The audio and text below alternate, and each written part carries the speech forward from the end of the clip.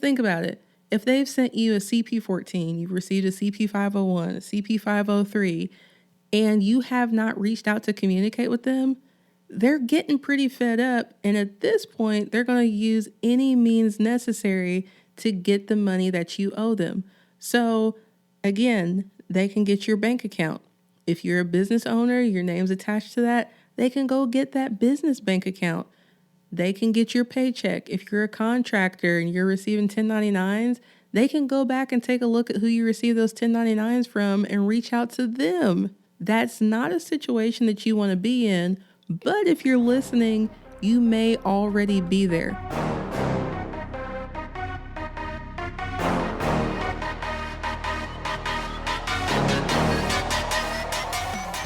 Welcome to the Tax Relief with Timalyn Bowens podcast. Are you behind on taxes? Is the IRS threatening you or your business? Are you overwhelmed and confused about how to resolve your tax issues?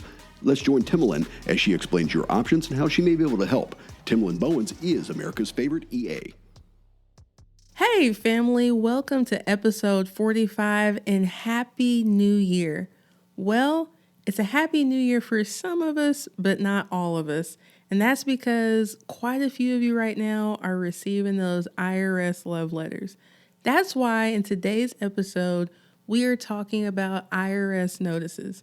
We're going to take a look at what is the IRS notice, why you're receiving one, and how to read the notice. Then I'm going to give you a little bit of insight into the 3 notices that are going out like crazy right now. And when I say crazy, I mean the IRS already gave us a heads up that millions of these notices are going out, right? So let's get right into this. You all know that when I talk about IRS notices, I call them love letters, but they're the love letters that nobody wants, right? And when I serve as power of attorney for my clients, I also get those love letters. That's another reason I know they're going out like crazy right now. So what is an IRS notice? An IRS notice is written correspondence between the IRS to the taxpayer. And this notice is letting them know if they have a balance due, if there's any type of activity on the account, or if there have been any changes to a return. All IRS notices are not bad. However, we know that getting an IRS notice can for sure give you analysis paralysis, and it can be really hard to open that notice just because you don't know how to read it or understand what it means. So, for example, let's think back to our COVID pandemic period, right? Some of you all received notices that confirm the amount of stimulus money you received. Some of you with children received notices that confirm the amount of the advanced child tax credit that you received. So see what I'm saying? Not all notices are bad.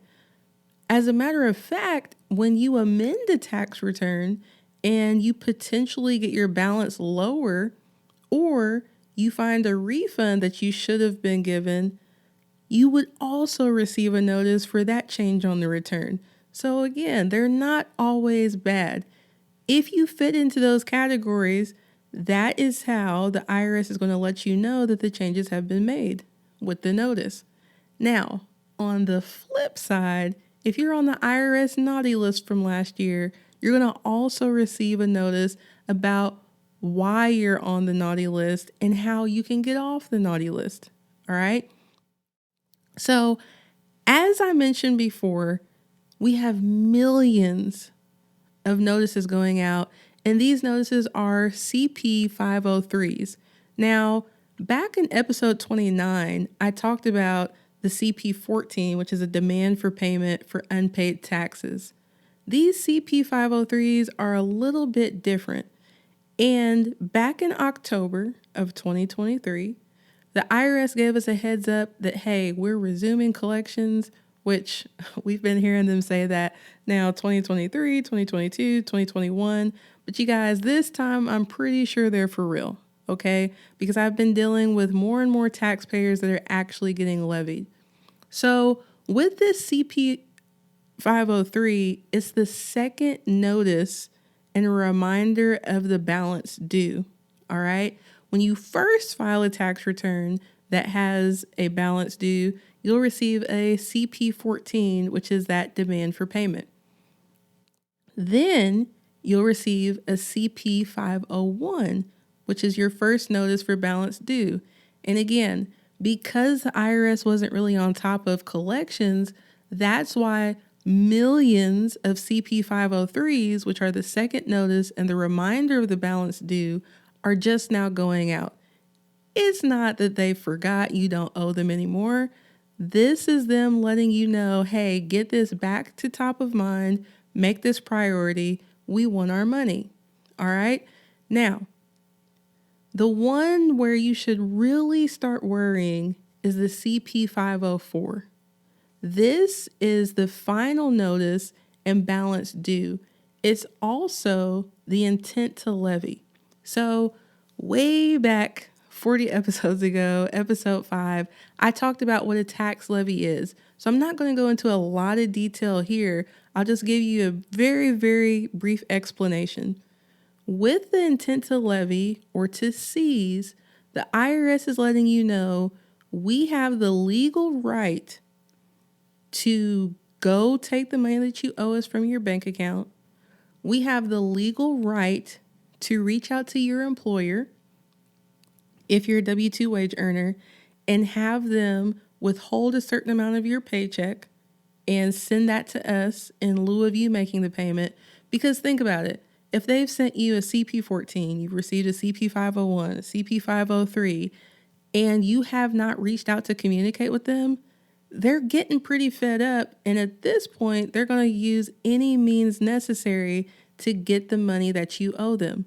So again, they can get your bank account. If you're a business owner, your name's attached to that, they can go get that business bank account. They can get your paycheck. If you're a contractor and you're receiving 1099s, they can go back and take a look at who you received those 1099s from and reach out to them and make them do backup withholding. That's not a situation that you want to be in, but if you're listening, you may already be there. Now, if you're like most people I work with and you have a stack of IRS letters and you don't know what they say because you're letting them collect dust and you're getting nervous, they haven't even been opened, I need you to do me a favor. I need you to take a deep breath, breathe, and open the notices. And let's look at how to actually read the IRS notice. In the top left, you're going to see that it's from the IRS, of course, but the address is going to tell you what office it's from. This is also going to give you a heads up about how important this is. If this is just from a generic IRS office, so if you're in the Kentuckiana area, it's probably coming from Cincinnati, you're in trouble, but not in too deep. Now, when you have a notice and not only is it saying an IRS address, but maybe it's an address local to you. So if you're here in Louisville, Kentucky, like me, it is a Louisville, Kentucky address and it has a person's name on it. Your case has been assigned to a revenue officer. That means the IRS has had so much trouble getting what you owe them that now they've assigned your case to one person specifically. That's the only person that will be able to correspond with you or talk with you on the phone about your case. That means you're adding stress to this person's life because let's be real about it. Right now, even though they have a bigger budget to hire, we have a lot of revenue officers that are overworked and underpaid. So your case being on their desk isn't going to work in your favor if you are not working with them to make some type of arrangement. Okay? That's the information you're going to find in the top left, the address. Now, if we look at the top right, you'll notice there's a CP, an LTR, or notice, and then the number. This is telling you what type of notice it is. So like I said earlier, we have the CP501, which is your first notice of balance due, the CP503, which is the reminder balance due, and then the one we want to avoid, the CP504, the intent to levy and final notice. Those are not the only notices that are out there, but right now that's what you're going to see as the IRS resumes collection. You could also receive a notice for an accuracy-related penalty if you didn't include all of your income or if you miscalculated a deduction or credit. But again, this is a limited list. There are other types of notices out there. You'll also find when you have to respond, okay? And I want to let you know, if the date for your response is already passed, that doesn't mean all hope is lost. It just means that you need to move a little bit faster. You will have the opportunity, if you disagree, to actually appeal the IRS decision if they have issued you an intent to levy. If you don't agree with the amount, you can also reach out to the IRS, which good luck getting through on the phone, but you can reach out and get your transcripts pulled and see where you disagree with the IRS and see what third-party documentation they have to back up their claim. All right. And then also included with that notice, you should have a copy of the Taxpayer Bill of Rights.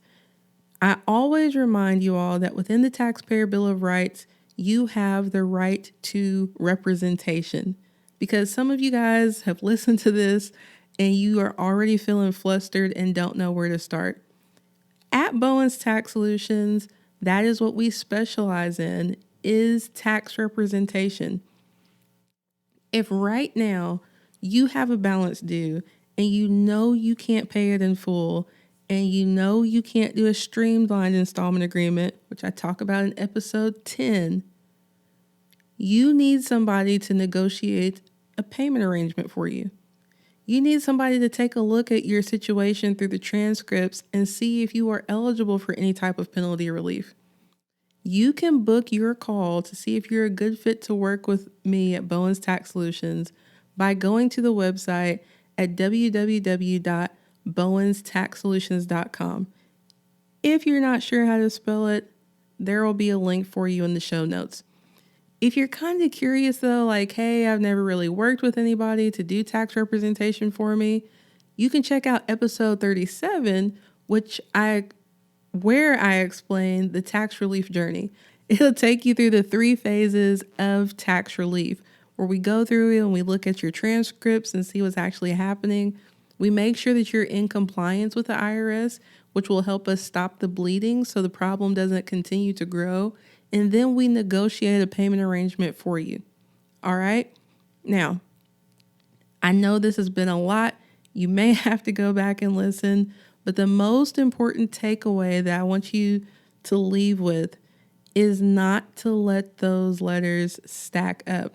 You need to open them, take a look at them, see when you need to respond. And even if you don't go with me, you guys know I always say, it doesn't have to be me, but make sure you get the help you need. And even if you don't work with me, I'm still going to ask you to do me a favor. I'm going to ask that you subscribe to my YouTube channel at America's Favorite EA and also this podcast, because there are people out there that are just like you that feel like they're drowning in their IRS debt. And the more subscribers I get, the more shares I get, it helps me fill my mission to fill the tax literacy gap one taxpayer at a time. I'd like to thank you for taking the time to listen today. I'd like to thank Jim Ray Consulting Services for helping me get this message out to you. I hope you found the information helpful. Did you know 1 in 50 people have a tax problem? Please share this episode with your friends and family, because you never know who may need help. Again, thanks for listening. Hey, just as a reminder, this podcast is for informational and educational purposes only. It provides a framework and possible solutions for solving your tax problems, but it is not legally binding. Please consult your tax professional regarding your specific tax situation.